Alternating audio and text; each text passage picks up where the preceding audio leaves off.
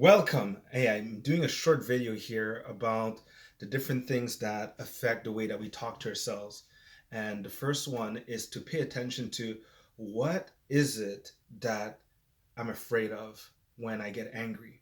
So when you get angry, there's an anxiety somewhere. First, you got frustrated, but you understand that behind that frustration, it's something that you're anxious about. It just makes you feel uncomfortable. And why it makes you feel uncomfortable is because there's something that you're afraid of. You're afraid of a certain outcome, and this anger is actually connected to it. But you cannot force this outcome to happen.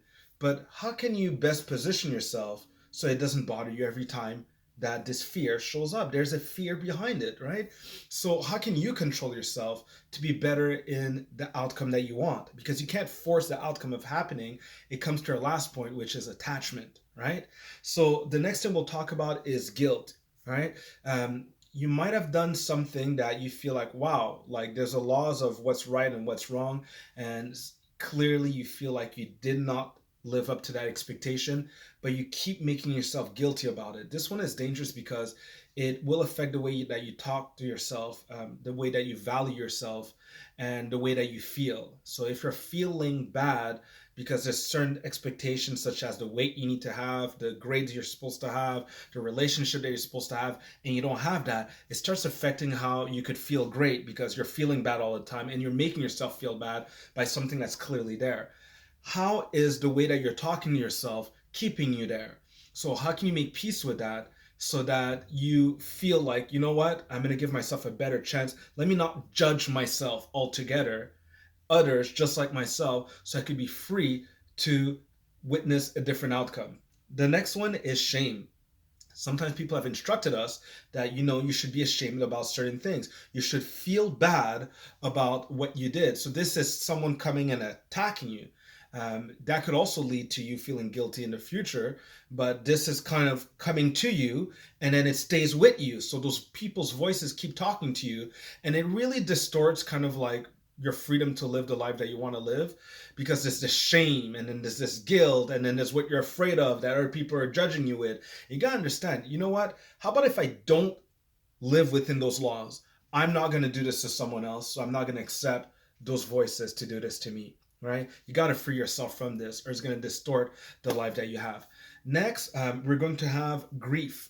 Now, when you think about grief, you got to think about there's a big pain that was caused to you, and maybe you really tried and you really got hurt, and then you regret reopening this.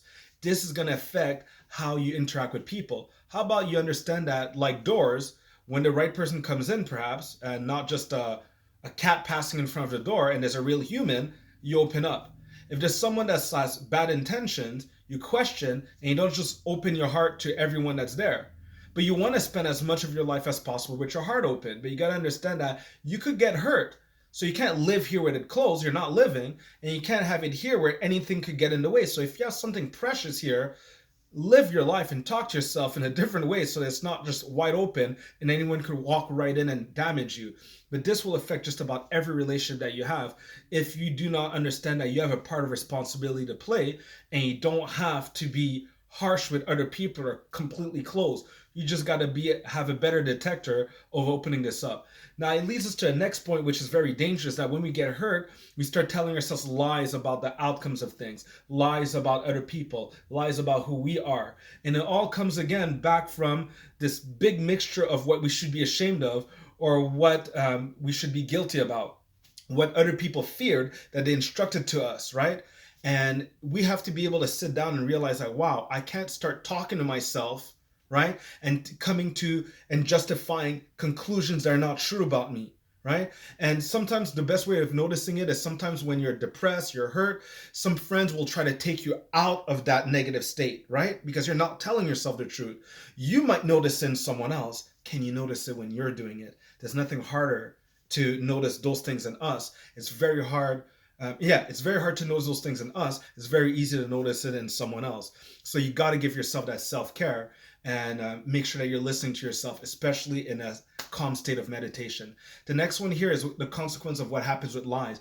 It creates a web of illusions. Now you're just not seeing things right because you're so lying about how the world is out there, and you're so lying about who you are here, right?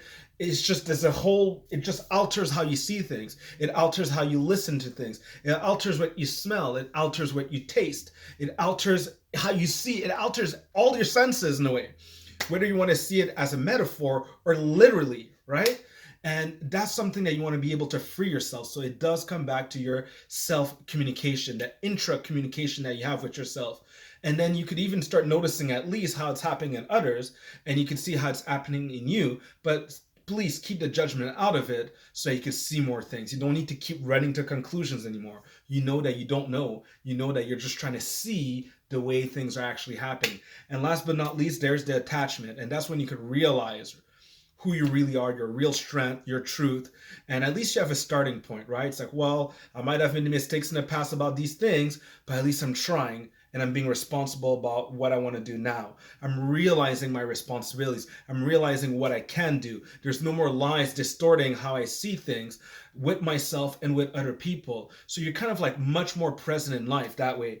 And this is very important here because once again, attachment makes you obsessed, and you want to understand how the relationship that you had with people in the past that transmitted their fears to you, what you should feel good or not about, that is forcing you to be attached because there's a guilt, right? That you're trying to right your wrongs. You felt wrong about something and you're trying to get rid of that guilt, and that makes you attached. That means you can't see anything else in that goal, and you're not even living. You're just like in this autopilot, and you're ignoring the things that matter to you. You're not well, you're stressed out, and it leads you to a burnout because you're not enjoying the process of something which might be great for you, but you're doing it in a way where you are in an overwhelming, overcompensating state of stress.